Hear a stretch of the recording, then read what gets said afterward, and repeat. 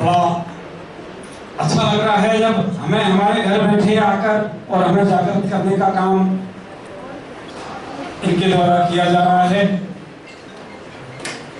मैं सबसे पहले जो हमारे अतिथि हैं, अतिथियों का स्थान सर्वोच्च होता है, अतिथि देवो भव। तो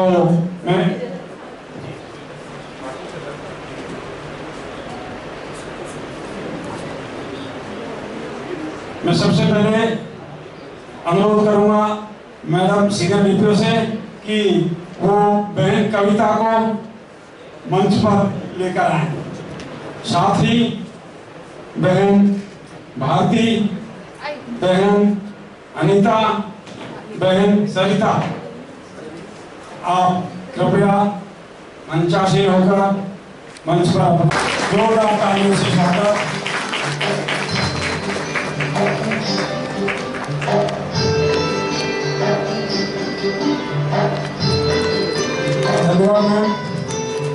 आध्यात्मिक उत्थान के लिए अपना जीवन समर्पित किया है।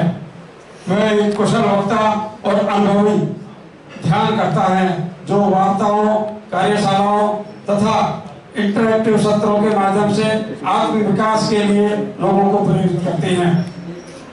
वह राजयोग शिक्षा और अनुसंधान फाउंडेशन के ट्रांसपोर्ट विंग की गतिविधियों को आगे बढ़ाने के लिए अपनी सेवाएं प्रदान करते हैं, जो ब्रह्मा कुमारी की एक सहायक संस्था है। ब्रह्मा कुमारी कविता ने भारत के प्राचीन ज्ञान परंपरा के दूत के रूप में कई देशों में गणमान्य व्यक्तियों से मुलाकात की है, और जिनमें Brazil, United kingdom, Switzerland, Mauritius, UAE सहित कई देशों में वहां के दर्शकों को संबोधित किया है। उनकी रुचि दैनिक जीवन में मूल्यों और आध्यात्मिकता का अभ्यास करने में उन्होंने इंटरनेट डिजाइनिंग, ग्राफिक डिजाइनिंग और डिजिटल मल्टीमीडिया में अपने कौशल के साथ अच्छी तरह से संतुलित किया है। उनका गहरा उद्देश्य लोगों को आंतरिक शक्ति के स्रोत के पुनः खोजने और दिव्य शक्ति से पुनः जोड़ने में मदद करता है, ताकि वे एक सुखी और संतोषजनक जीवन जी सके। उनके द्वारा आज यात्री कृपया ध्यान दें के तहत हमें यहाँ कुछ टिप्स देंगे, जानकारी देंगी। अपने उद्बोधन से हमें ये बताएंगी कि किस तरह से हैप्पी जीवन सभी जीते हैं, पर हैप्पी जीवन किस तरह से जिया जाए उसके ऊपर विशेषकर उनका फोकस रहेगा। साथ ही हमारे बीच में ब्रह्मा कुमारी बहन भारती जी उपस्थित हैं। बहन भारती एक समर्पित राजयोग ध्यान अभ्यासक और शिक्षिका हैं, जिनके पास 30 वर्षों से अधिक वर्षों का अनुभव है। वे पिछले 20 वर्षों से एक कुशल प्रशिक्षक रही हैं और उन्होंने कला और स्नातक और शिक्षा में डिप्लोमा किया है। 9 वर्षों तक सरकारी स्कूलों में पूर्णकालिक शिक्षिका के रूप में सेवाएं करने के बाद उन्होंने अपना जीवन विश्व कल्याण और उत्थान के लिए समर्पित कर दिया है। वर्तमान में वे वसई, बोरीवली, सब जोन मुंबई में रहकर अपनी सेवाएं प्रदान कर रही हैं। मैं और अपने वक्तव्य में ज्यादा समय नहीं लेते हुए हमें अमूल्य शब्द जो सुनने हैं उसके लिए मैं प्रार्थना करता हूँ बहन कविता जी से और बहन भारती जी से कि वो अब मंच का संचालन कर हमें अनुग्रहित करें।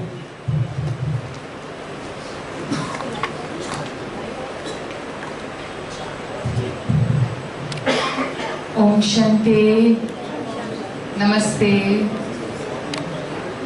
आज जब आप सभी के समक्ष हम इस सत्र के लिए पहुंचे हैं तो सबसे पहले मन में ये भावना है, हम सभी क्या समझते हैं हम यात्रा क्योंकि वैसे तो इंडियन रेलवेज में जो कार्यरत है वो सभी को यात्रा कराने के लिए कहीं ना कहीं डायरेक्टली इनडायरेक्टली अपनी सेवाएं प्रदान करते हैं, पर साथ साथ हम सभी एक यात्री भी हैं, ऐसा समझते हैं।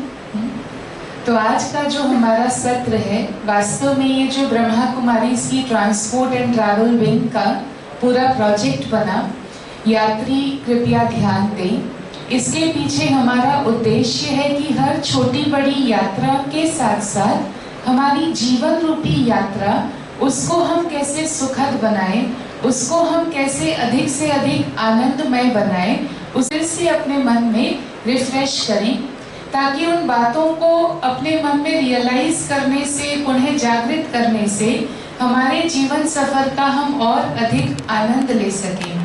तो ऐसे आज हम सभी एक बहुत सुहाना सफर शुरू करेंगे। यहाँ से बाहर नहीं जाएंगे, लेकिन यहाँ बैठे बैठे एक बहुत अच्छा सफर शुरू करेंगे।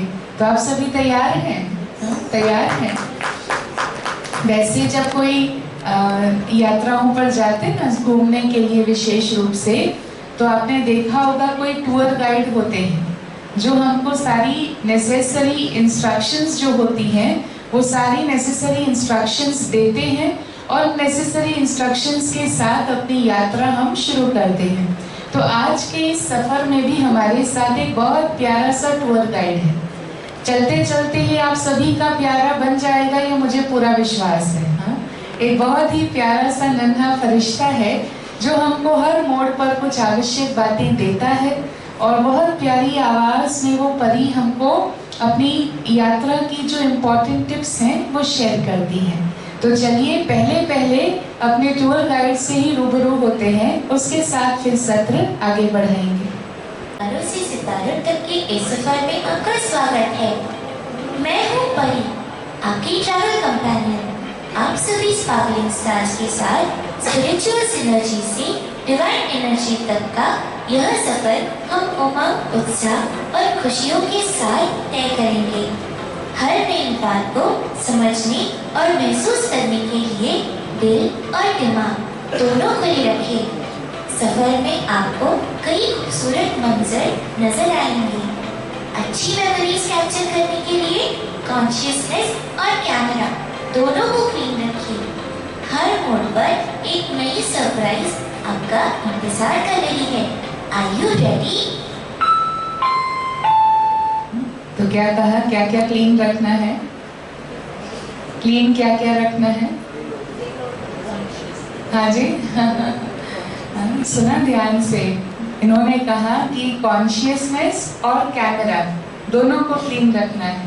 जब यात्रा पर निकलते हैं तो आजकल सभी क्या करते हैं, फोटोज क्लिक करने में हर कोई फोटोग्राफर बन गए हैं। लेकिन अच्छी फोटो के लिए कैमरा की लेंस क्लीन होनी चाहिए या नहीं? होनी चाहिए। इसी प्रकार से जीवन रूपी सफर में जैसे जैसे हम यात्रा करते हैं तो अच्छी यादें बटोरने के लिए हमें हमारी कॉन्शियसनेस को बहुत क्लीन रखना है, क्योंकि कई प्रकार के अनुभव हम सफर में करते हैं, पर मुझे यहाँ पे रिकॉर्ड क्या करने हैं, उसके लिए अपनी कॉन्शियसनेस क्लीन रखना जरूरी है। और उसी की कुछ छोटी बड़ी बातें हम आज जानेंगे।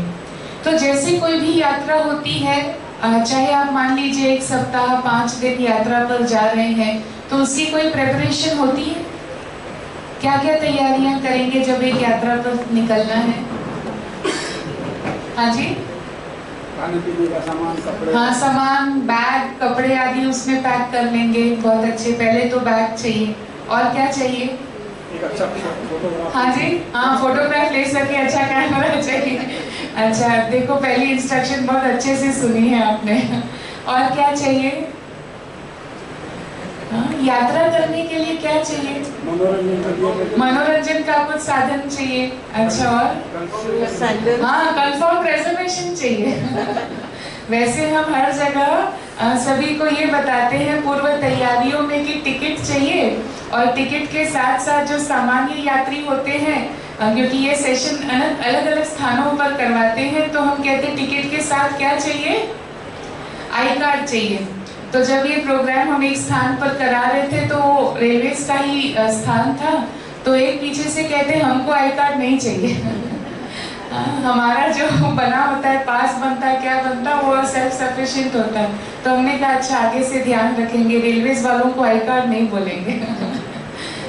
लेकिन मुख्य रूप से आप देखो तो कुछ एक ऐसी तैयारियां होती हैं जो मेजॉरिटी, जैसे दवाइयां नेसेसरी हैं, खाना पीना, कुछ न कुछ भोजन अपनी पसंद का अपने साथ अक्सर रखा करते हैं। बैग है, टिकट है, आई कार्ड है, अपनी एक आइडेंटिटी साथ लेकर चलते हैं। चाहे ट्रेन में आपको ना लगे, लेकिन आजकल तो अलग अलग स्थानों पर आई कार्ड की आवश्यकता होती है। आई कार्ड कभी चेंज होता, आपका एक मान लीजिए अपडेट हो जाएगा, आधार कार्ड उदाहरण से जनरेट हो गया, नंबर चेंज होगा नहीं, आपने उसमें कुछ अपडेट करने हैं, नंबर, कॉन्टैक्ट नंबर है या बायोमेट्रिक्स है, वो अपडेट होंगे, पर नंबर एक बार जनरेट हो गया, आइडेंटिटी कभी चेंज नहीं होती। इसी प्रकार से जीवन रूपी सफर में भी जब हम किसी से मिलते हैं, बातचीत करते हैं, तो हमारी पहली पहचान कैसे होती है? पहली पहचान कैसे होगी? नाम से। लेकिन वो तो पूछना पड़ेगा ना, हो सकता है अभी तक बातचीत तक हम नहीं पहुंचे हैं। फर्स्ट ग्रीटिंग कैसे होती है? एक स्माइल के साथ होती है। आप ट्रैवल कर रहे हैं, मान लीजिए ट्रेन में आपके को पैसेंजर ऐसे हैं जिनका चेहरा बिल्कुल ही एक्सप्रेशन बिना वाला है, तो आपकी यात्रा कैसी महसूस होगी? हम तो कहेंगे ये कौन साथ में आ गए। कोई अच्छे यात्री हो तो यात्रा पसंद आती है। तो जैसे उस यात्रा में अपनी आइडेंटिटी एक साथ चलती है, इसी प्रकार से जीवन रूपी यात्रा में हमें अपने चेहरे की मुस्कान को अपनी पहचान बनानी है। इसीलिए कहा, यात्री कृपया ध्यान दें, मुस्कान को अपनी पहचान बनाएं। कहते हैं बच्चे होते हैं ना, वो दिन में 400 बार मुस्कुराते हैं, और बड़े होते होते 4 बार। सिर्फ आप नहीं, अधिकतर लोग ऐसा ही कहते हैं। कहते हैं बच्चे को क्या चिंता है, बड़े होने पर ही बहुत सारी और बातें आती हैं। लेकिन हम जिस मुस्कान की बात कर रहे हैं, वो प्लास्टिक स्माइल की बात नहीं कर रहे हैं। हम वो स्माइल की बात नहीं कर रहे हैं जो किसी ट्रेनिंग में सर्विस टीम को कहा जाए कि भाई आप स्माइल दीजिए और वो उस प्लास्टिक स्माइल में बैठ जाए। हम जिस स्माइल की बात कर रहे हैं वो वाली स्माइल है जो हमारी आंतरिक सोच अच्छी होने से, उस आंतरिक सोच के साथ जो मुस्कान आती है, उसकी हम बात कर रहे हैं। कि जहाँ हमारी सोच में स्थिरता है, जहाँ हमारी सोच में सभ्यता है, तो हमारे चेहरे पर अच्छी सोच से एक स्माइल स्वाभाविक आती है। तो अब बताइए, रेडी हैं? हाँ, एक मुस्कान के साथ रेडी हैं? चलो अब हमको अपना टूर गाइड पहली डेस्टिनेशन पर ले चलता है।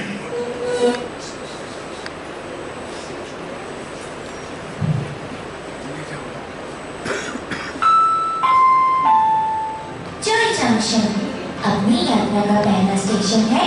जॉय जंक्शन यहाँ की जंगल सफारी है आपकी विजिट का मेन अट्रैक्शन। चाहे लाइफ हो कोई टेंशन या कोई सोशल फंक्शन, यहाँ आपको मिलेगा अपनी खुशी का एक्सटेंशन। So let's enjoy. तो कहाँ पहुंचे? Joy junction. यहाँ का मेन अट्रैक्शन क्या है? मेन अट्रैक्शन क्या बताया? जैसे अलग अलग स्थानों पर अलग अलग विशेष चीजें होती हैं ना, तो यहाँ का मेन अट्रैक्शन बताया कि यहाँ की जंगल सफारी यहाँ का मेन अट्रैक्शन है। तो चलिए जंगल में चलते हैं। क्या हो रहा है जंगल में? पार्टी हो रही है। वाह, सो एक्साइटिंग। कौन सी पार्टी हो रही है? बर्थडे पार्टी हो रही है। परफेक्ट। किसका बर्थडे सेलिब्रेट किया जा रहा है?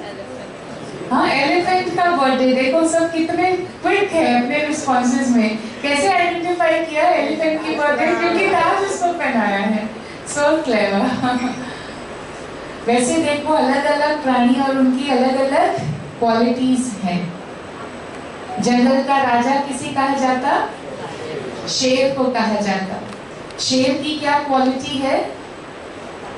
कहते हैं वो बहुत बहादुर, बहुत निडर, बहुत करेजियस। वो अकेला चलता है, खुद आगे चलता है, दूसरों के लिए राह बनाता है।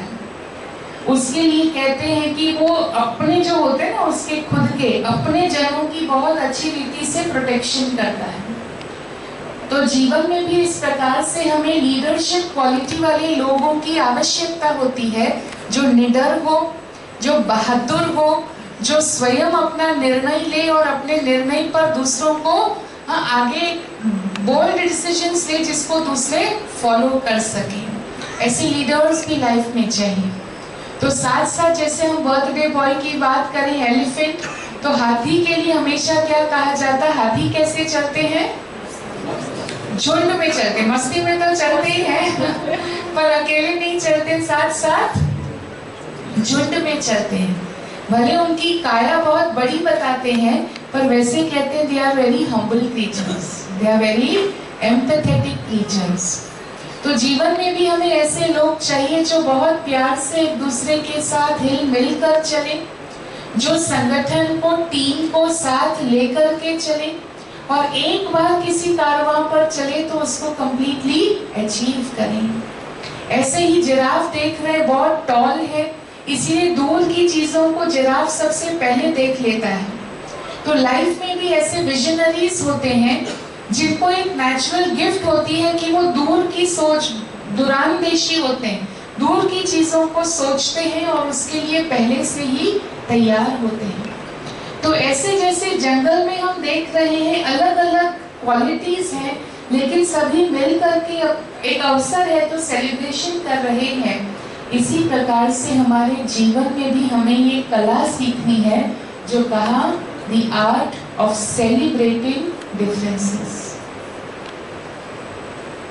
कई बार हम जीवन में एक दूसरे के प्रति ये एक्सपेक्ट करने लगते हैं कि वो वैसे चले जैसे हम चाहते हैं। हमारा पारिवारिक रिश्ता हो, चाहे वो हमारा ऑफिशियल एक वर्क प्लेस का रिश्ता हो, लेकिन हम ऐसा एक्सपेक्ट करते हैं जितनी एफिशिएंसी से हम काम करते उतनी एफिशिएंसी से दूसरे करें, जिस स्पीड से हम करते, जिस टाइम पर हम करते, वैसे ही दूसरे करें। और जब इस प्रकार से हम ध्यान देते हैं, दूसरे को एक्सपेक्ट करने लगते हैं, तो कहीं ना कहीं परफॉर्मेंस है वो कम होती है। और आजकल सक्सेस कौन नहीं चाहता? हमें से कोई है जो कहता सक्सेस नहीं चाहिए?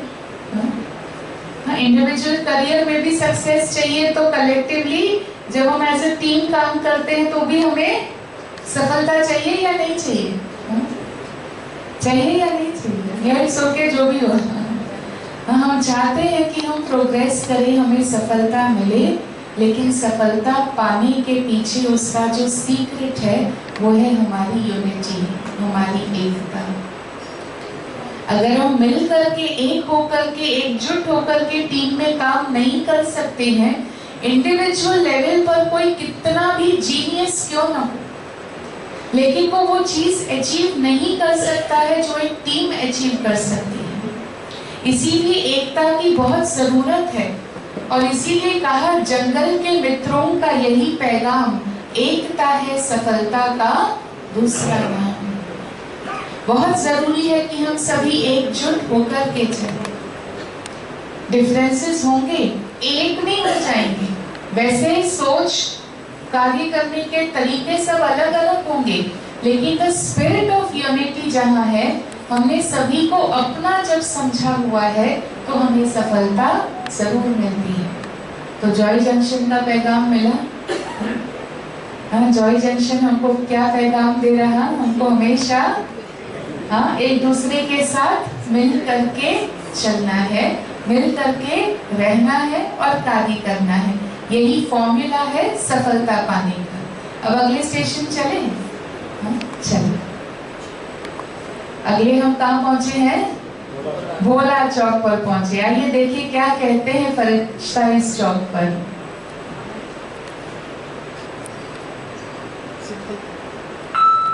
भोला चौक, भोले वाले यात्रियों का भोला चौक पर स्वागत है। यहाँ बिजनेस ट्रांजैक्शंस नहीं, चाइल्ड लाइक प्योर एक्शंस देखने मिलते हैं, बिल्कुल मेरे जैसे।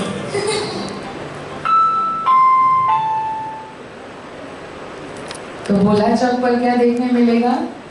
चाइल्ड लाइफ अभी ध्यान से सुनना शुरू कर दिया क्योंकि पता है अब पूछने वाले हैं कि क्या सुना। तो सबसे पहली बात तो ये है कि हमें भोला बनना चाहिए या नहीं बनना चाहिए, या स्मार्ट बनना चाहिए। हाँ, स्मार्ट डिवाइसेस यूज कर रहे हैं लोग, स्मार्ट रूम्स बना रहे हैं, स्मार्ट होम्स बना रहे हैं, स्मार्ट सिटीज बना रही है, और ऐसे में कोई आकर के कहे कि हमको कैसा बनना, भोला बनना, तो बताइए भोला बनना चाहिए या स्मार्ट बनना चाहिए? स्मार्ट बनना चाहिए, माना भोला नहीं बनना चाहिए। देखिए, एक है व्यापार और एक है व्यवहार। व्यापार वो सब्जेक्ट है जहां लेना देना, हिसाब किताब, और वो अपनी रीति से एक्यूरेट है।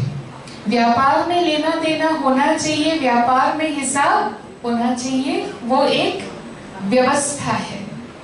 लेकिन व्यापार की लेन देन अगर मेरे व्यवहार में आ जाती है तो वहां पर फिर गिनती आ जाने से, वहां पर लेन देन आ जाने से क्या होता, संबंधों में जो एक natural flow of love and respect होना चाहिए, वो natural flow of love and respect नहीं रह पाता है। कहते एक बार फूल से किसी ने पूछा, तुमने खुशबू दी, तुम्हें क्या मिला? और बहुत प्यारा उत्तर वो फूल देता है कि कुछ लेने के बदले में कुछ देना, उसे व्यापार कहते हैं। बिन मांगे देते रहना, उसे रूहानी प्यार कहते हैं। आज हमने अपने व्यवहार को चेक करें, कहीं व्यापार के साथ मिक्स तो नहीं कर दिया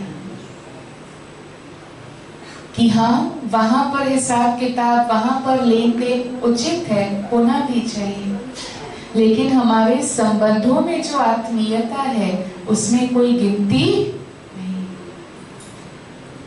और इसीलिए भोला शब्द को इंग्लिश में क्या कहते हैं?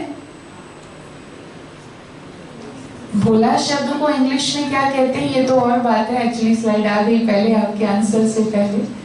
हाँ, इनोसेंट कहते हैं। भोला जो होता है उसको इनोसेंट कहते हैं। तो आज हम इस इनोसेंट वर्ड के 3 वेरिएशंस देखेंगे और फिर से डिसाइड करेंगे कि हमें भोला बनना चाहिए या नहीं बनना चाहिए। पहला अर्थ हम देखेंगे इनोसेंस, अर्थात हर इंसान की एक आंतरिक सेंस होती है कि हम किसी के काम आए, हम कुछ अच्छा काम करके दिखाए जो दूसरों के उपयोगी हो सके। हमारे में जो योग्यता है, हमारे में जो कला है, हमारा जो समय है, हमारी जो शक्ति है, वो किसी अच्छे काम में उपयोगी हो सके। आप सभी भी अपना व्यवसाय क्यों कर रहे हैं?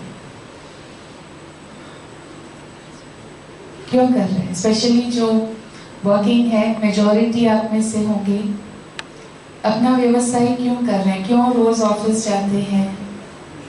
जो जिम्मेवारियां हैं वो कर रहे हैं, क्यों कर रहे हैं? अपना घर परिवार को चलाने के लिए और हाँ, जीवन व्यापन के लिए कर रहे हैं, केवल उसी के लिए कर रहे हैं, बेहतर जिंदगी के लिए। तो feeling is also very important.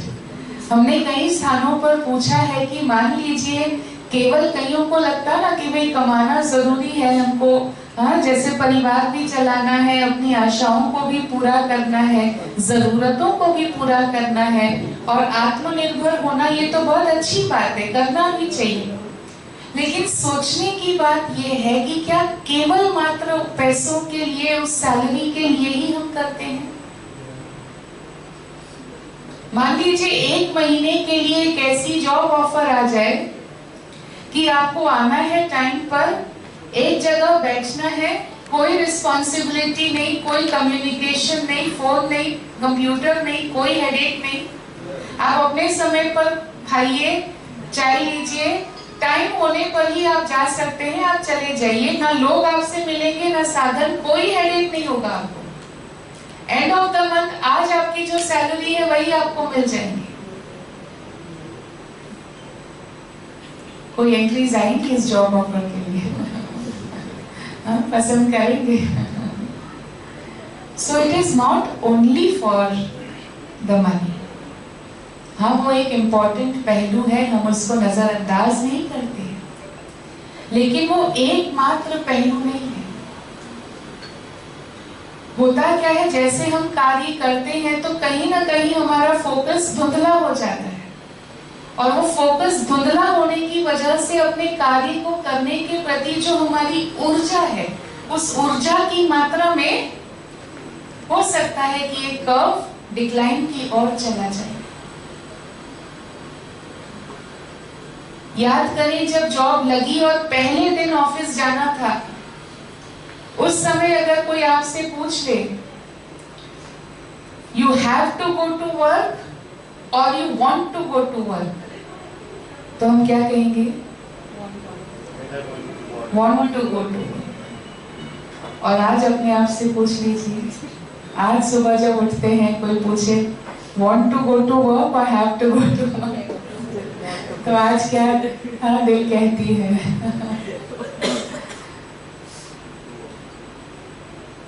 ऐसा नहीं कि आज डोंट वांट टू, वो चाहना नहीं है, ऐसा नहीं, वो वांट नहीं है, ऐसा नहीं है, लेकिन कहीं ना कहीं और बातों की चीजें जब मिक्स हो जाती है ना, तो फिर वो जो हमारी इच्छा शक्ति है वो उसका असर कम हो जाता है। तो इसीलिए आज इनोसेंस अर्थात हमें समझना है कि हम अपना कार्य क्यों कर रहे हैं, क्योंकि अपनी विशेषताएं हम एक अच्छे कार्य में लगाना चाहते हैं, अपनी विशेषताओं में निखार लाना चाहते हैं, उसके द्वारा दूसरों को खुशी मिले, ये हमारे दिल की चाहत है। और इसीलिए कहा, जो खुशियां नसीब है वह औरों से बांट लो, जो खुशियां नसीब है वो औरों से बांट लो, कौन अपना कौन पराया, प्यार सभी का जीत लो। अपनी बातें शेयर करने से हमें सभी का प्यार, सभी का सम्मान मिलता है। अपने पास है, आप दे दीजिए, प्यार दे दीजिए, रिस्पेक्ट दे दीजिए, समय पर सहयोग दे दीजिए। उस समय व्यापार गिनती नहीं करना, इन्होंने तो मुझे रिस्पेक्ट दिया ही नहीं, उन्होंने किया, वो उनकी पर्सनालिटी। हम जो करेंगे वो किसकी पर्सनालिटी? वो हमारी पर्सनालिटी। और ये आप आजमा कर देखिए, आप आपे ही महसूस करेंगे कि कितनी जीवन में आपको एक खुशी और संतुष्टि का अनुभव होता है। तो ये पहला अर्थ हमने देखा, इनोसेंस अर्थात बहुत ही दिलदार, जो चीज है गिनती नहीं करो, देते रहो। दूसरा अर्थ इसका हम देखेंगे, इनोसेंट। सेंट किसको कहते हैं? संत जो होते हैं उनको कहते हैं। संत किसे कहते हैं? केवल अगर ड्रेस बदल ली तो संत कहेंगे? केवल ड्रेस नहीं बदलना होता, अपने व्यक्तित्व में कुछ क्वालिटीज को लेकर आना होता। संत अर्थात उनकी ऐसी समझ है, उनका ऐसा व्यवहार है जो उनको दूसरों से अलग, वो एक इंटेंशन की जो प्योरिटी है ना, वो प्योरिटी ऑफ इंटेंशन उनको सभी के बीच रहते हुए भी सभी से अलग महसूस कराती है। तो आज हमें भी अपना जीवन बहुत ही आदर्श बनाना है। संत माना कोई ड्रेस चेंज करने की बात नहीं है, पर जो प्योरिटी ऑफ इंटेंशन है, उस शुद्धि को ले आने की बात जरूर है कि मेरे सोच में, मेरी भावनाओं में सभी के प्रति बहुत ही प्योर इंटेंशन हो। और इसीलिए जब ऐसी पर्सनालिटी तैयार होती है कि हमारे लिए, सबके लिए शुभ भावना है, तो हम सबको अपना समझते हैं।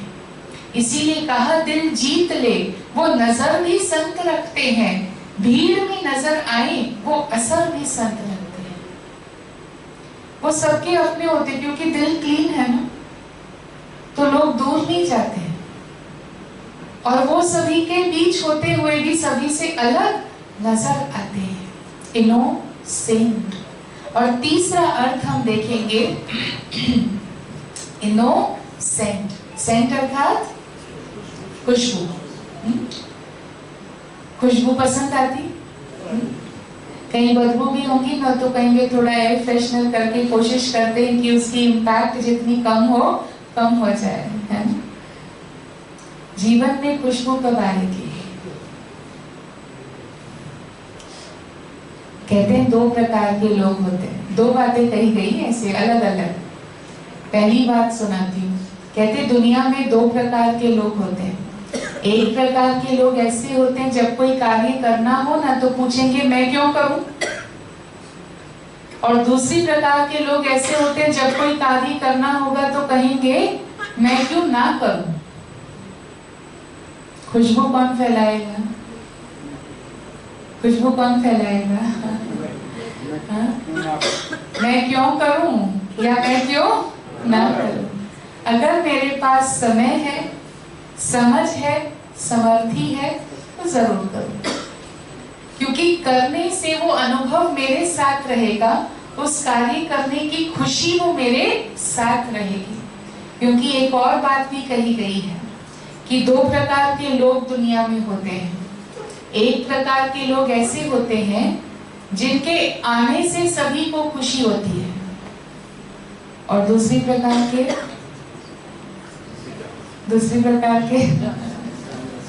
कौन से होते हैं जिनके तो आप सोच लीजिए हमें कैसा बनना है, हमें किस कैटेगरी को बिलोंग करना है। थोड़ा सा आत्मचिंतन कर सकते हैं कि जिनके साथ हम रहते हैं, अगर वो मुझे कैटेगराइज करते तो वो मुझे कौन सी कैटेगरी में रखते थे, और उसके लिए जिम्मेवार कौन है? उसके लिए जिम्मेवार हम स्वयं हैं। और इसीलिए कहा कि हमें खुशबूदार बनना, इनोसेंट, एक निखालसपन, एक इनोसेंस की खुशबू हमें अपने आप में भरनी है। तो कहा हमने बीती को विसार वर्तमान सजा दिया, जीवन उपवन को हमने गुलजार बना दिया। ऐसे ही नहीं महकी घर आंगन में खुशियां, बुझने लगे चिराग जब हमने खुद को जला दिया। खुद को जलना पड़ता है, तब हम वो लोग बनेंगे कि जिनके आने से सभी को खुशी मिले। तो ऐसे इनोसेंस अर्थात दिलदार, इनोसेंट अर्थात समझदार, और इनोसेंट अर्थात खुशबूदार, ऐसा इनोसेंट बनना, ऐसा भोला बनना। अब बताओ पसंद है या नहीं पसंद? हाँ, ऐसा भोला हमें बनना चाहिए या नहीं बनना चाहिए? हाँ, देखो दीदी कह रहे हाथ उठाओ भाई, भोला बनना पसंद है या नहीं पसंद है?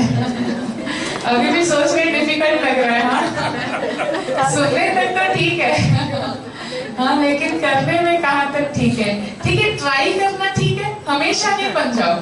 हाँ, 1 वीक के लिए ट्राई करना पसंद है, अब आजमा कर देखो, ट्राई करके देखो कैसे लोगों के करीब आते हैं, कैसे जीवन में वो मिलता है जो पैसे खरीद नहीं सकते हैं। जो चीजें पैसे खरीद सकता है वो चीजें तो बहुत सारे लोगों के पास संपन्न मात्रा में है, लेकिन वो चीजें हमारी जीवन में कहाँ तक प्राप्त है कि जिसको पैसा खरीद नहीं सकता। और इसके लिए व्यापार अलग है, हमारे जीवन के व्यवहार अलग है। वहां भले स्मार्ट बनो, लेकिन यहाँ इनोसेंट बन करके ट्राई करके देखिए कैसे फिर लोग हमारे करीब आते हैं। आप स्वयं ही उसका आश्चर्य देखिए। ठीक है, तो भोला चौक पसंद आया? आगे बढ़े, अगला स्टेशन है, अब हम आपकी यात्रा पहुंची है, सरलपुर पहुंची है। देखिए सरलपुर पर आपको गाइड क्या कह रही है।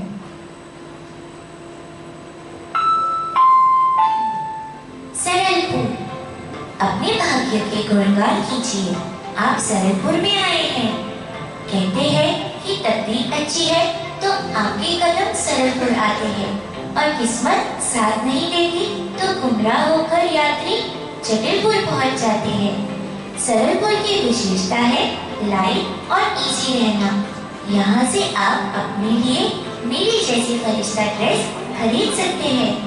बाकी हाँ, यात्रा अभी बाकी है, शॉपिंग में ज्यादा समय नहीं लगाइएगा। See you soon। तो कहाँ पहुंचे?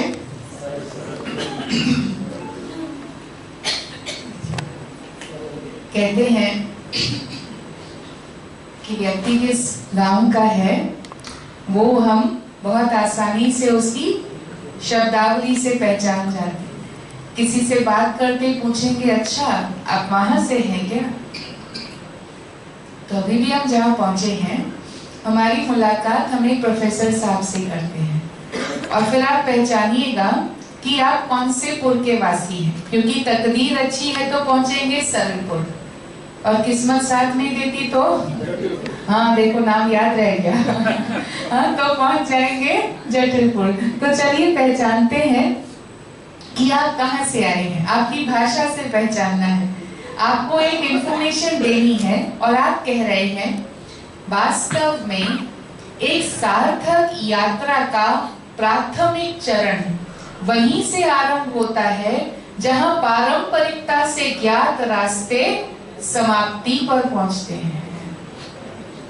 भाई साहब कहाँ से आए हैं? भाई साहब कौन से पुर से आए हैं? सहज लग रहा है समझना या नहीं लग रहा? अब देखो जवान है, नौजवान है, बहुत जोश है, बहुत उमंग है उनमें, अपनी सारी विद्वत्ता सारी बुद्धि हम सभी को दिखाएं, ऐसा उनमें उमंग है तो कोई काम दे, कोई मैसेज दे रहे हैं, लेकिन मैसेज इस भाषा में दे रहे हैं कि भाषा को जानने वाले भी उसको समझना मुश्किल पा रहे हैं। अब देखिए जैसे जैसे व्यक्ति अनुभवी बनते हैं तो ये अनुभवी प्रोफेसर साहब क्या कह रहे हैं, असली सफर वहीं से शुरू होता जहां से पहचाने रास्ते पूरे होते हैं। तो हम भी जब संबोधित करते हैं, कम्युनिकेट करते हैं तो हमारी भाषा कैसी है? एक बहुत सिंपल बात मुझे किसी ने बताई थी, वो बात मुझे बहुत अच्छी लगी और सदा वो बात याद रहती है। उन्होंने कहा, वैसे वो लेखक थे, लेख भी लिखते थे और काव्य भी लिखते थे, तो उन्होंने कहा कि एक बात का मैं ऐसे ध्यान रखता हूँ कि जब भी कुछ लिखूं और स्पेशली जो काव्यात्मक रचनाएं होती, कविताएं होती हैं, गीत होते हैं, कहते स्पेशली उस समय पर मैं इस चीज का ध्यान रखता हूँ कि वो चीज जो मैं ऐसे लिखूं जो सीधा किसी के दिल में उतर जाए। कहते तभी ही वो रचना बहुत अच्छी होगी। अगर कहते मैं दिमाग को यूज करके दिमाग की बात लिखूंगा ना तो सामने भी वो उनके दिमाग में रमण करती रहेगी। और कहते अगर किसी का लॉजिक, अगर किसी का एनालिसिस चालू हो गया तो फिर वो जो कविता का या वो रचना का जो भाव है उस भाव को वो कभी भी समझ नहीं पाएंगे।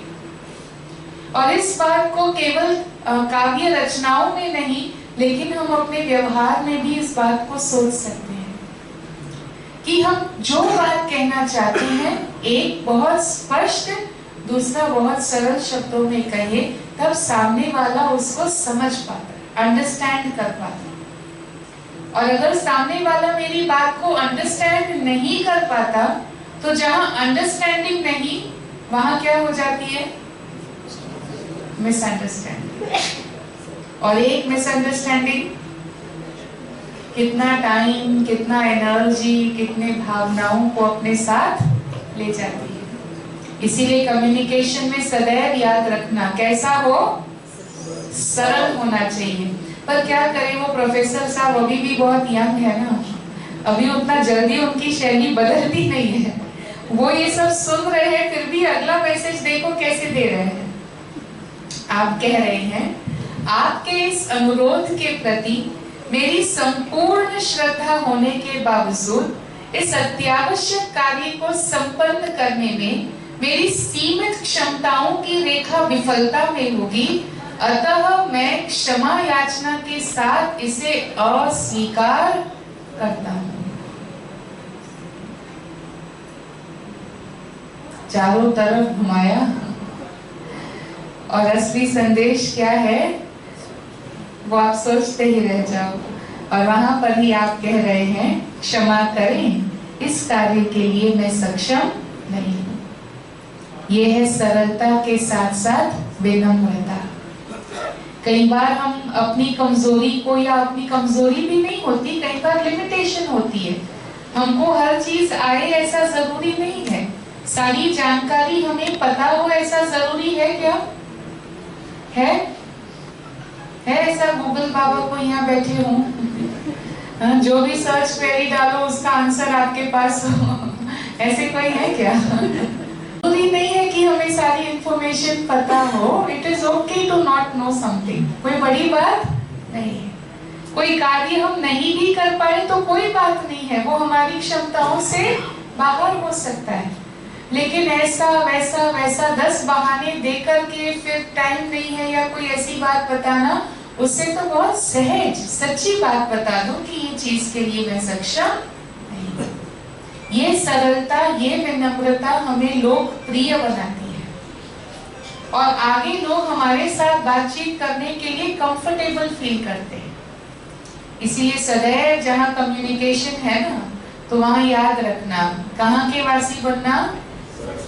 सरलपुर के वासी बनकर कम्युनिकेट करेंगे ना तो हर कार्य सरलता से होगा। और अगर जटिलपुर गए तो फिर कार्य भी जटिल से जटिल होते जाएंगे।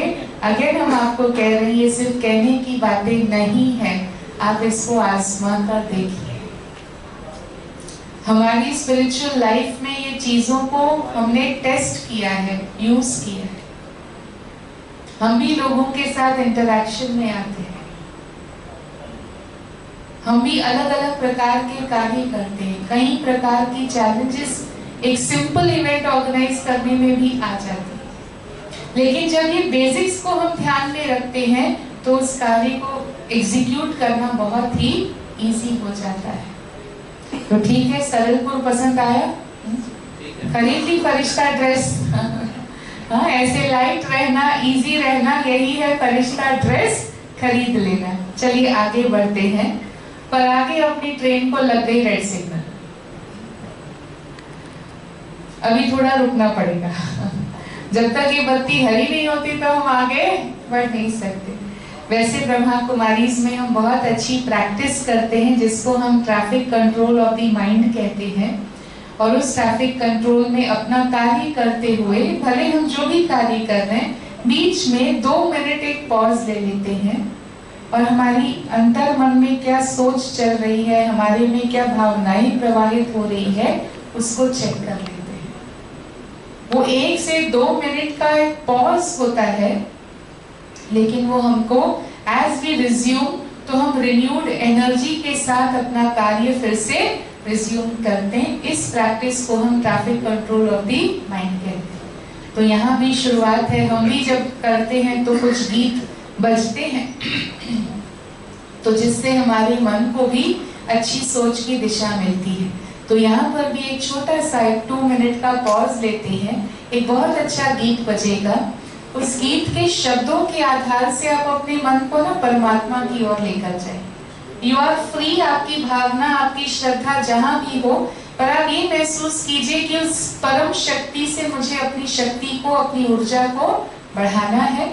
और ये 2 मिनट का जो पॉज है, इसको हमें मीनिंगफुल बनाना है।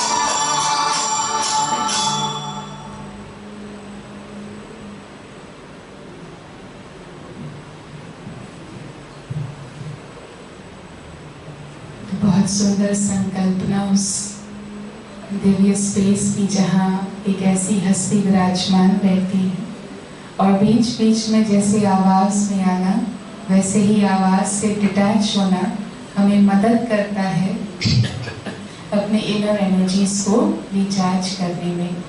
ये पूरा इनिशिएटिव जस्ट अ मिनट के नाम से इंटरनेशनल लेवल पर भी ब्रह्मा कुमारीज ने चलाया है, और ट्रैफिक कंट्रोल की प्रैक्टिस के रूप में हम नियमित रूप से रेगुलरली इसको प्रैक्टिस करते हैं, और हमने कई कंपनीज में भी इसको इंट्रोड्यूस कराया है, वो भी इसके बहुत ज़्यादा बेनिफिट्स एक्सपीरियंस करते हैं।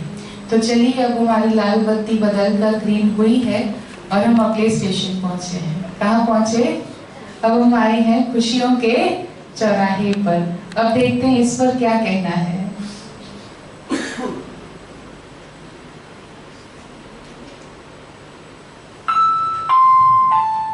खुशियों का चौराहा। अभी अपना सफर सीधा मस्ती के ट्रैक पर है, अतः अपनी हस्ती को बचपन में ले जाए। इस चौराहे पर गीत संगीत का आनंद लेना है और 4 प्रश्नों से पार होना है। जी हाँ, यहाँ से आगे चलने के लिए हमें 4 प्रश्नों से पार होना है। क्लियर हुआ? क्या करना है? क्या करना है? 4 प्रश्न पहले याद रह गए।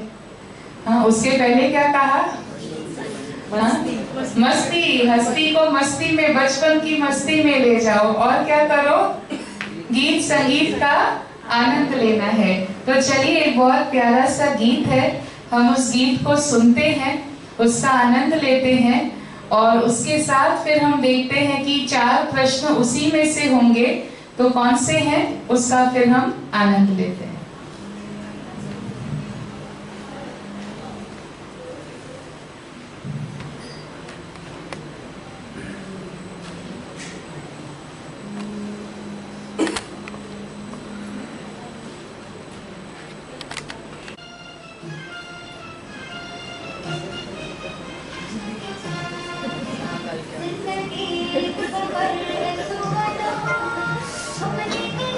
हमें बदलना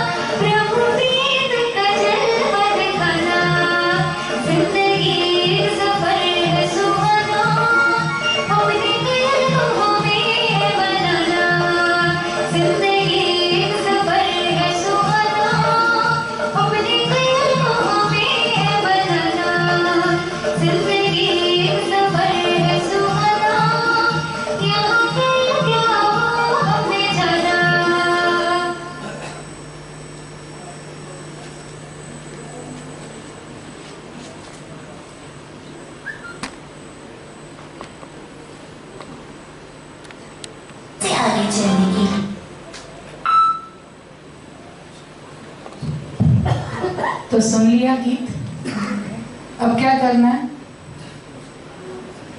अब क्या, वो जो आपने पहले कहा था, हाँ 4 प्रश्नों से पार होना है, तो रेडी है?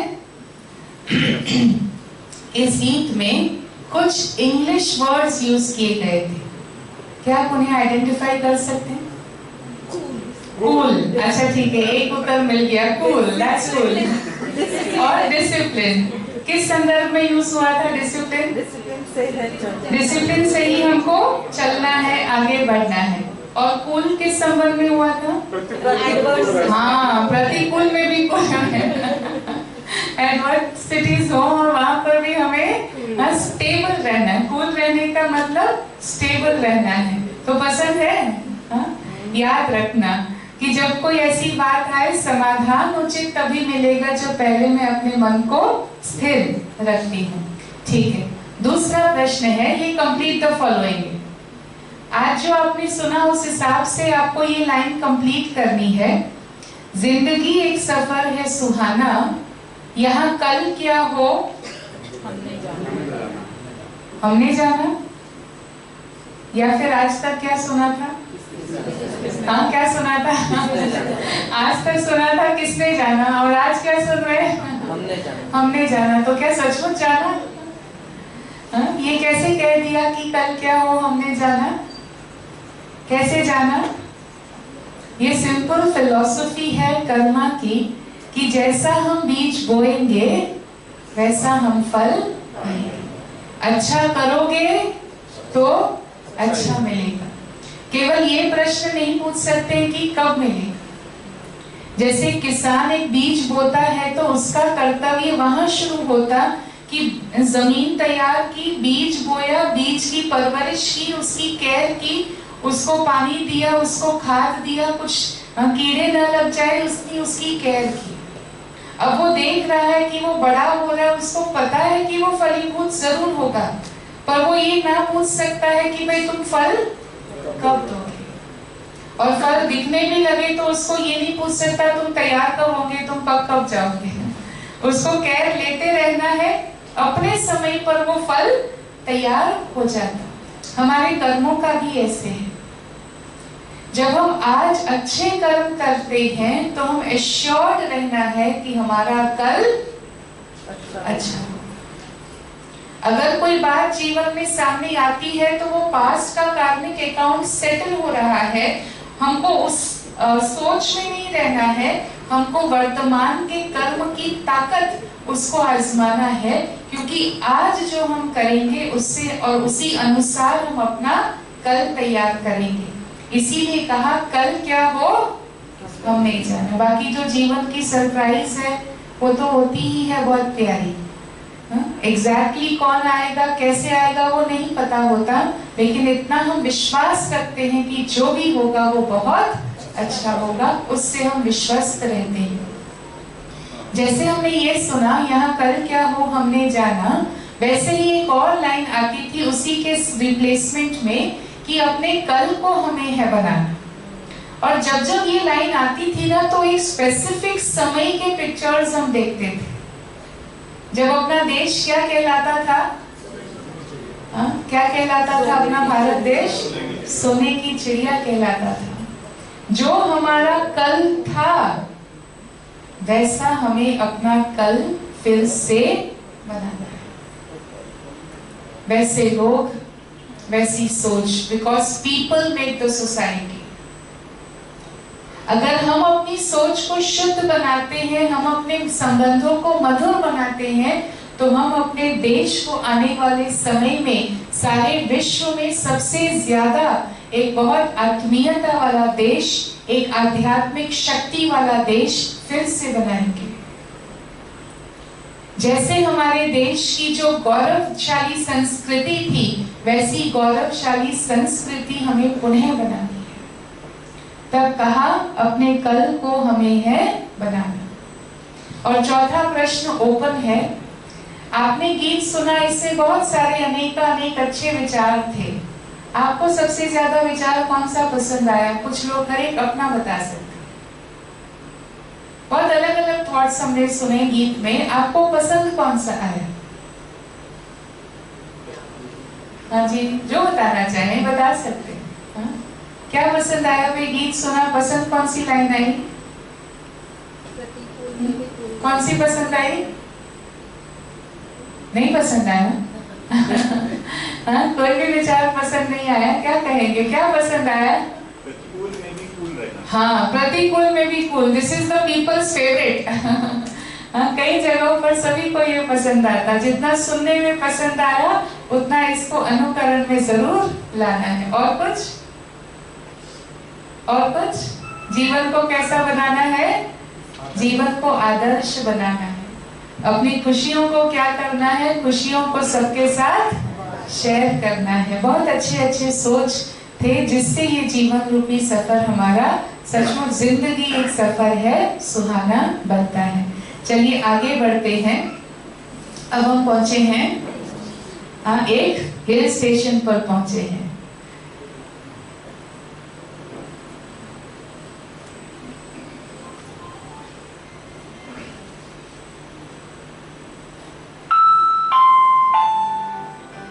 स्टेशन। यात्री कृपया ध्यान दें, अगला स्टेशन हिल स्टेशन है। Your safety is important for us. कृपया सेल्फ रिस्पेक्ट की सीट पर बैठ जाएं। कॉन्फिडेंसली बेल्ट बांध लें, कैरिंग और शेयरिंग की कैप पहन लें और अपनी सेल्फी स्टिक निकाल लें।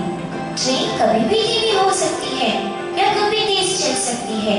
आप वाई वाई नहीं बल्कि वाह वाह करना।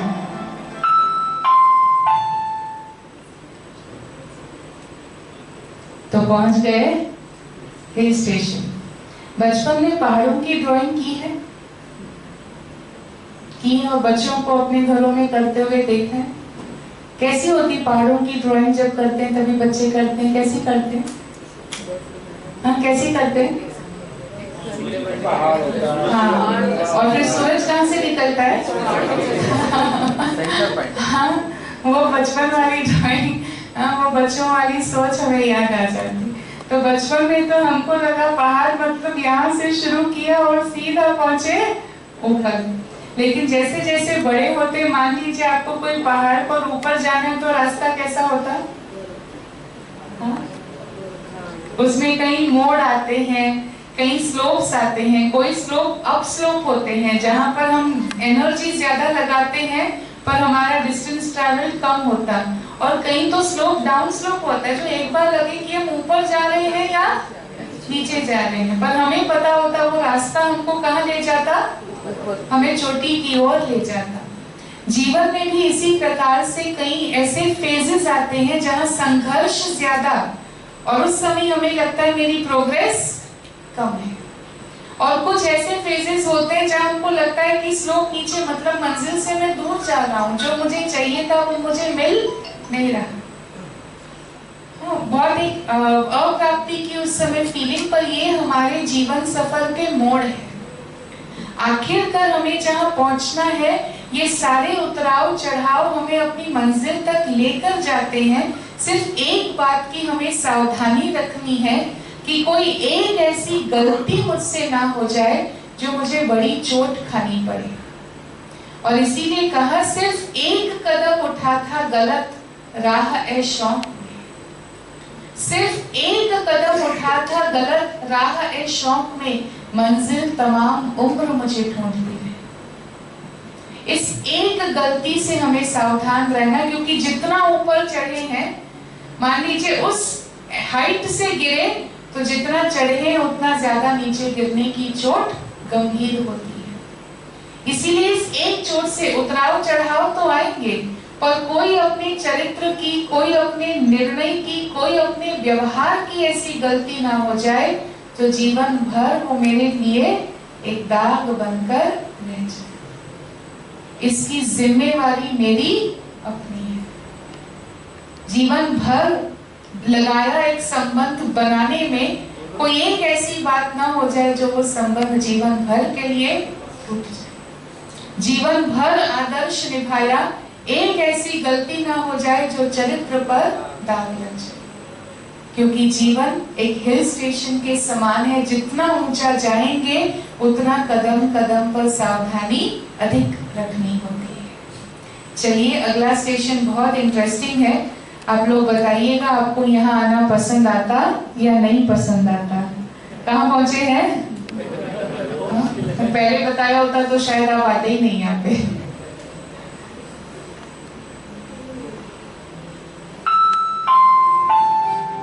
No network zone. प्रिय यात्री मित्रों, सभी का अटेंशन यहाँ है। नो नेटवर्क जोन एक ऐसा स्टेशन है जहाँ मोबाइल नेटवर्क वेकेशन पर है, वाईफाई डिवाइसेस वर्क स्टेशन पर है और इंटरनेट सेवाएं प्रिंट और मिशन पर है। यहाँ पर सारा फोकस केवल और केवल मेडिटेशन पर है। तो कहाँ पहुंचे? पसंद आया या नहीं नाम से? हाँ?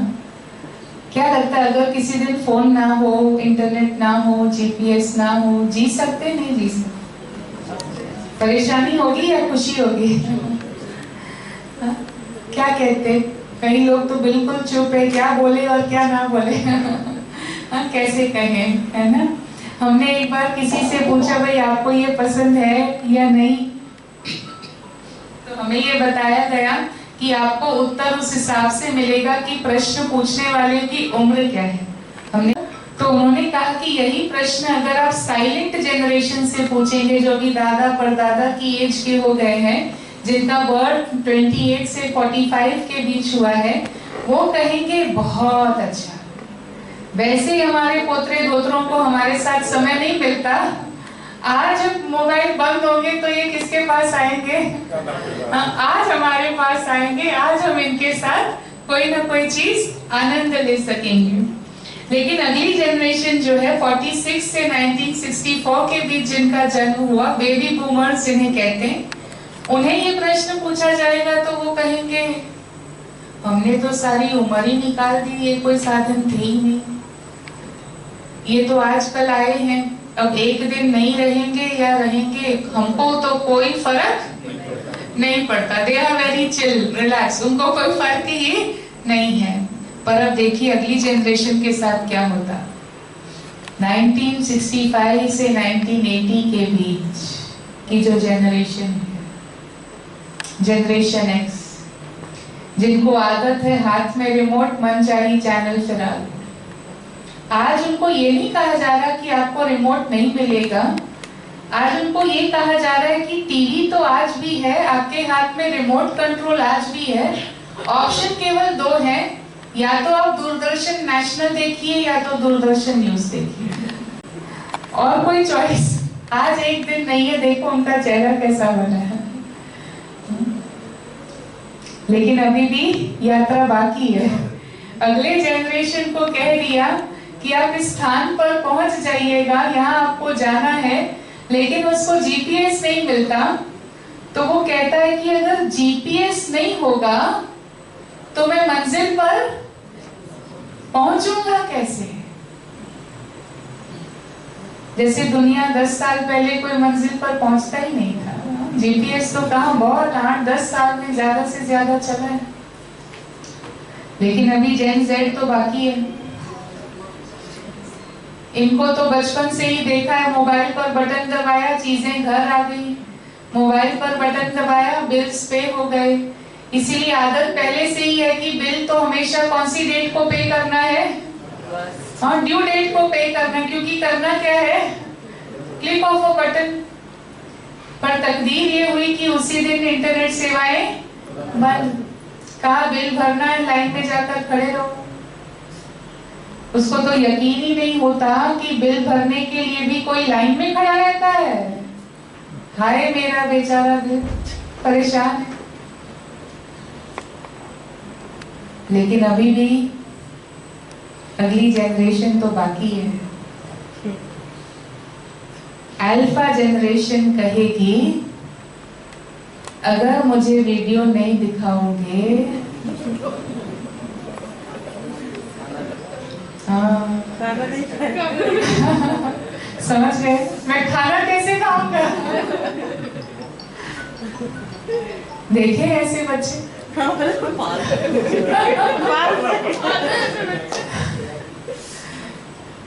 हमारे देश की संस्कृति है जैसा अन्न वैसा मन। बच्चे ने क्या पहले मांगा था कि पहले मोबाइल का स्वाद उसको किसने चखाया? पहली बार मोबाइल का स्वाद किसने चखाया? और अब दोष किसका? अब दोष बच्चे का। माँ बाप मोबाइल में टाइम दे देते हैं, बच्चों के साथ टाइम नहीं देते। क्या कर रहे हैं बच्चे, वो देख देख के सीखते हैं। माँ बाप भी मोबाइल में टाइम दे रहे हैं, बच्चा भी कहेगा मुझे भी दे दो, मैं भी वही करूंगा। और चलते चलते हमारे रिश्ते और ज्यादा नाजुक होते जा रहे हैं। हमारे आने वाले जनरेशन की सोच और कमजोर होती जा रही है। तो नो नेटवर्क जोन का मतलब ये नहीं है कि हमें साधन यूज नहीं करने हैं, लेकिन साधन वहां तक यूज करने हैं जहां तक मालिक हम हैं और ये हमारी विल अनुसार हम यूज करें। किसी दिन ये मालिक बन जाए कि न चाहते भी, न इच्छा होते भी, या 10 मिनट सोचा था और 20 मिनट मैंने उसमें टाइम लगा दिया, तब मुझे जागृत होने की जरूरत है। अतः रोज हमें अपने लिए एक नो नेटवर्क जोन क्रिएट करना है। आप चाहे अपना बेडरूम बनाओ, चाहे अपना डाइनिंग रूम बनाओ, चाहे उसमें भी एक स्पेसिफिक समय बनाओ कि मैं सुबह उठने के आधे घंटे तक मैं फोन को टच नहीं कर। आधे घंटे के बाद आप चूज कीजिए। हम आपको ये कंपल्शन नहीं दे रहे हैं, सजेशन दे रहे हैं। हमारे देश की संस्कृति है राम सिमर प्रभात मोरे मन। और आज सुबह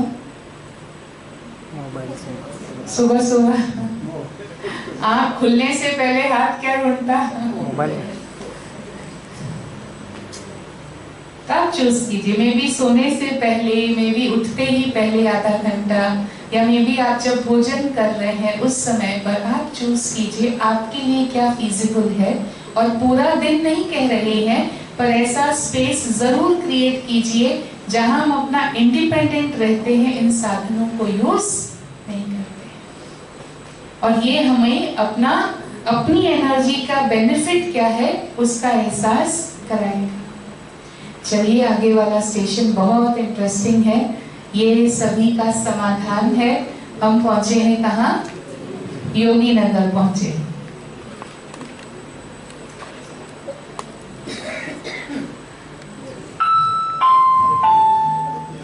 योगी नगर। यात्री कृपया ध्यान दें। यात्री कृपया योगी नगर की डगर पर कोई अगर मगर नहीं चलेगा। यहाँ जो आएगा वो योग जरूर करेगा। यहाँ सीट नहीं, आसन है। दर्शन नहीं, चिंतन है। आवाज नहीं, एहसास है। तो चलिए योगी नगर की सैर करते हैं।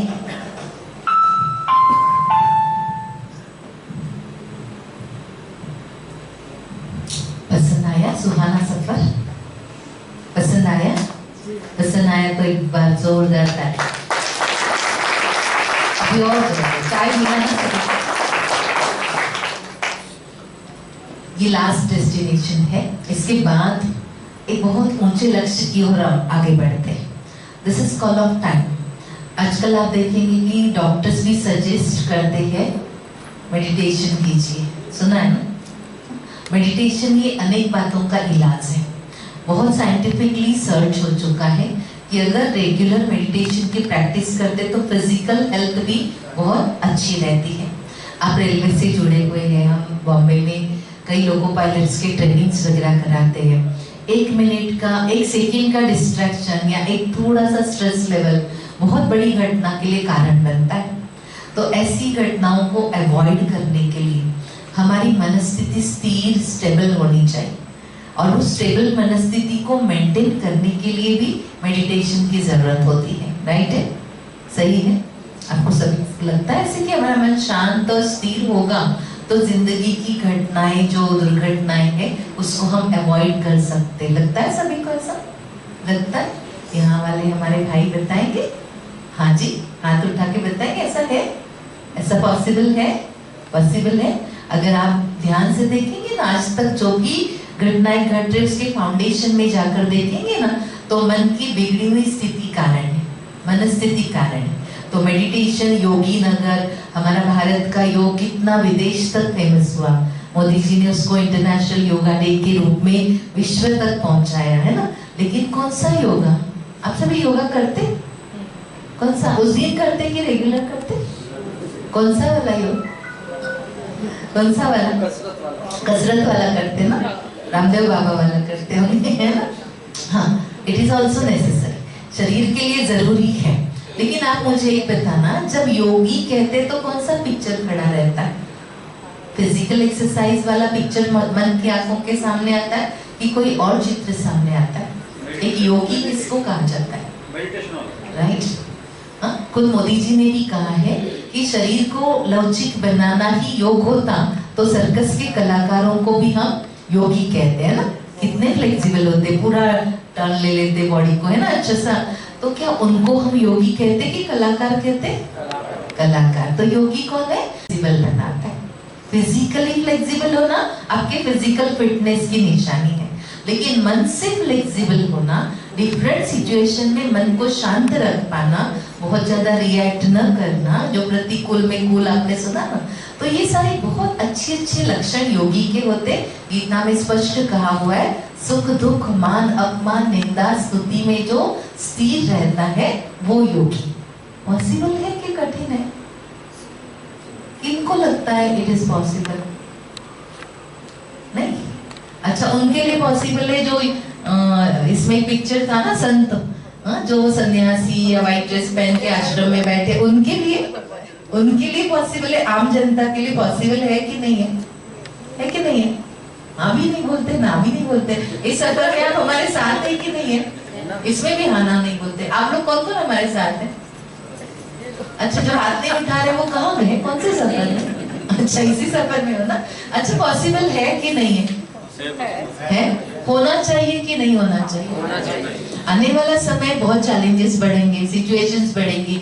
इसमें एक ही बात हमारे हाथ में है, उन परिस्थितियों को चेंज नहीं कर सकते हम, पर अपनी मनस्थिति को हम पावरफुल बना सकते हैं। जो शक्तिशाली होता है वो वजन आराम से उठा लेता है, जो कमजोर होता है वो छोटी सी बात को भी नहीं उठा पाता। जो मन से शक्तिशाली होता है वो बहुत बड़ी बड़ी बातों को टॉलरेट करता है। जो मन से कमजोर होता है वो छोटी छोटी बात में कंप्लेन करता है। दूसरी बात, हर सीजन में व्यक्ति अपनी तैयारी करता है। बारिश आती है, हम बारिश से कंप्लेन नहीं करते, हम अपनी तैयारी करते। ठंडी आएगी, हम स्वेटर शॉल से अपने आप को सेव करेंगे।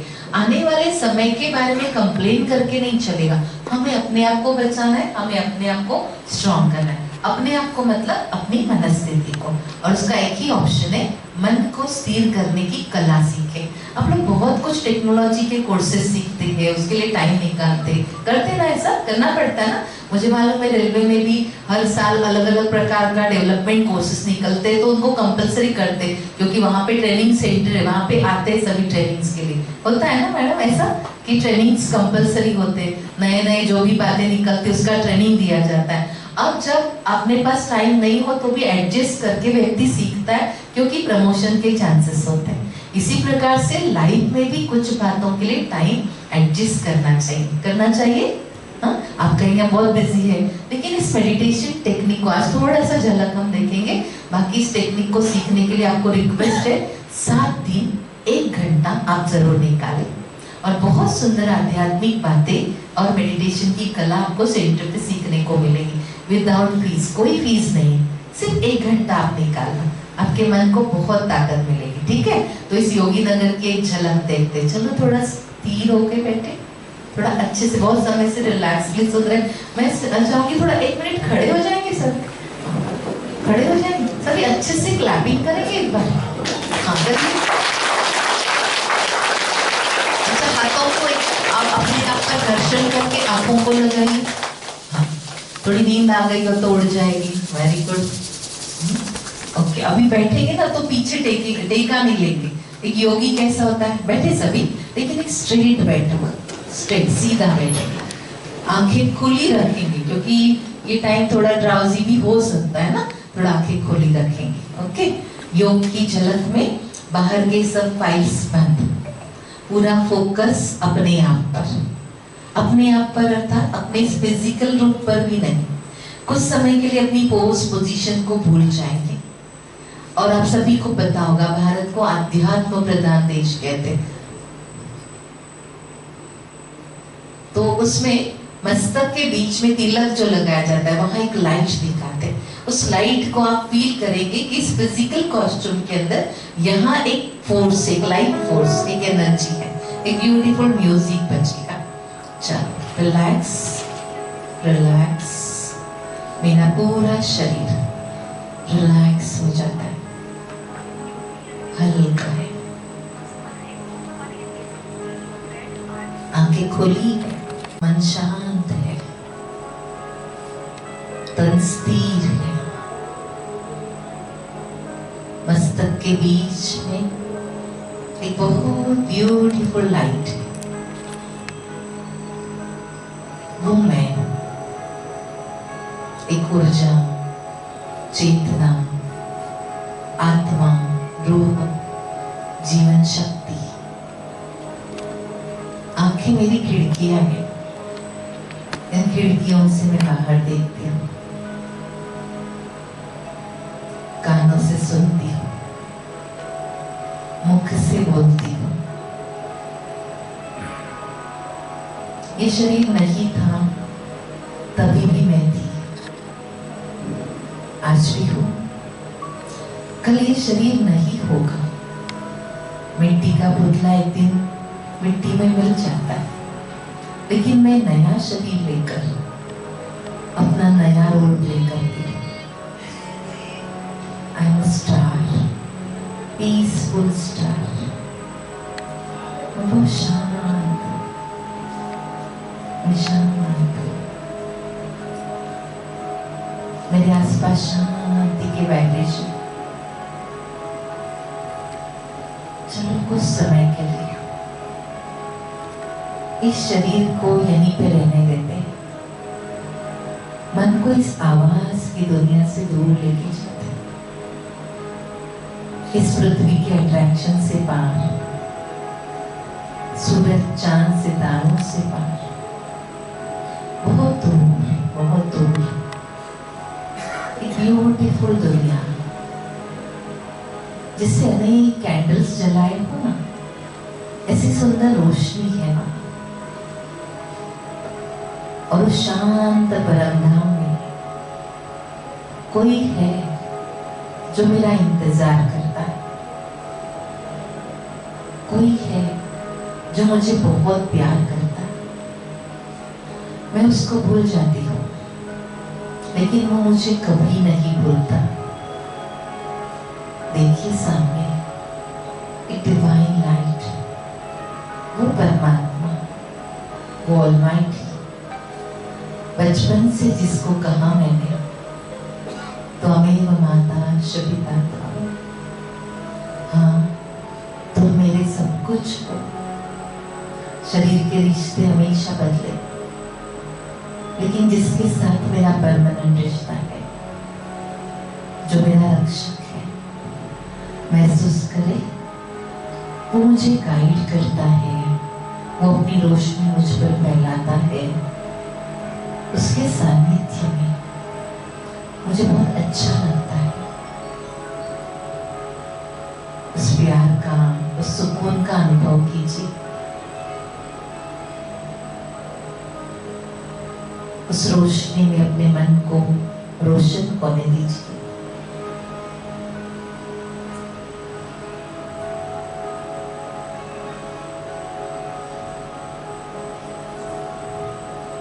और उसके सामने अपने मन में प्रॉमिस करते हैं, हे परमात्मा, आज आपके फरिश्तों ने दी हुई शिक्षाओं को जरूर हम अमल में लाएंगे, अपने जीवन को सरल रखेंगे, निस्वार्थ भोलापन अपने जीवन में लाएंगे, हमेशा खुश रहेंगे, प्रतिकूल में भी कूल रहेंगे, अच्छे कर्मों का खजाना जमा करेंगे, जीवन की गलतियों से, बुराइयों से अपने आप को बचाएंगे, लाइफ के अप डाउन्स में सावधान रहेंगे और आपको हमेशा हमेशा साथ रखेंगे। इसी प्रॉमिस के साथ धीरे धीरे नीचे आते हैं, इस आवाज की दुनिया की तरफ आ रहे हैं। यह बहुत आवाज अशांति है, लेकिन इस पृथ्वी पर जब मैं अब आ रहा हूँ, मेरे अंदर बहुत सुकून है, शांति है। ये अपनी अंदर की लाइट को हम बाहर फैलाते हैं। मेरा अंदर का विश्व शांत है, नेचुरल है, मेरा बाहर का विश्व भी बहुत अच्छा होता जाएगा और मैं हमेशा अपने आंतरिक विश्व में जागरूकता की ज्योति जला के रखूंगा। उस परमात्मा को प्यार से याद करेंगे, सॉन्ग को सुनते सुनते इस एनर्जी को महसूस करेंगे और इस शांत अवस्था में, शक्तिशाली अवस्था में अच्छे कर्मों का प्रण करते हैं।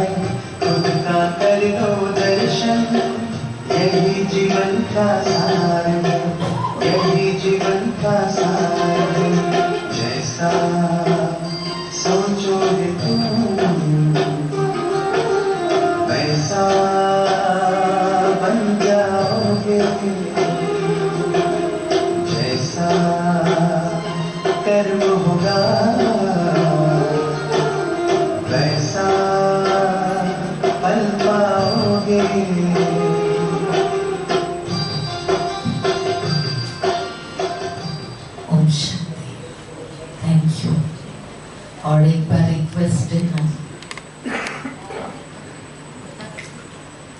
सेंटर का एड्रेस दीदी बता रहे हैं। मैं वापस एक बार हाथ उठवाना चाहती हूँ कि कौन चाहेंगे अपने लाइफ का 1 घंटा साथी के लिए शेयर करना। उठाइए उठाइए, थैंक यू।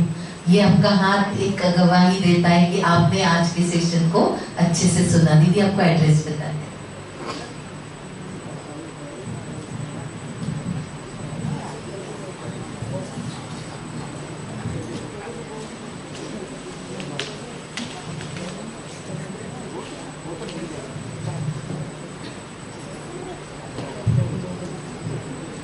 ओम शांति।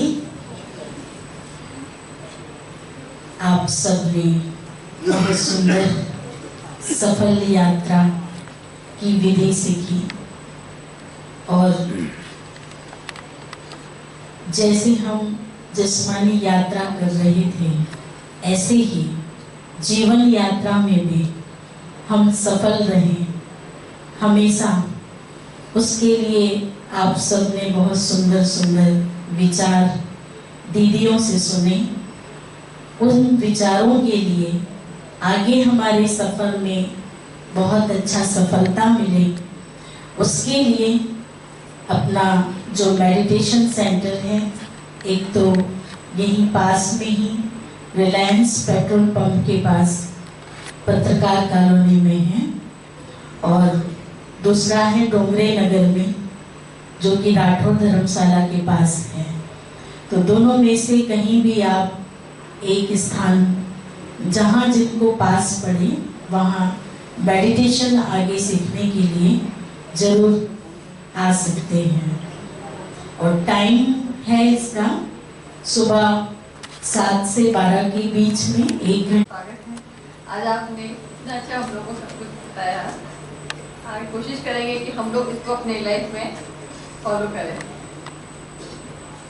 बहुत अच्छा लगा आप लोगों से।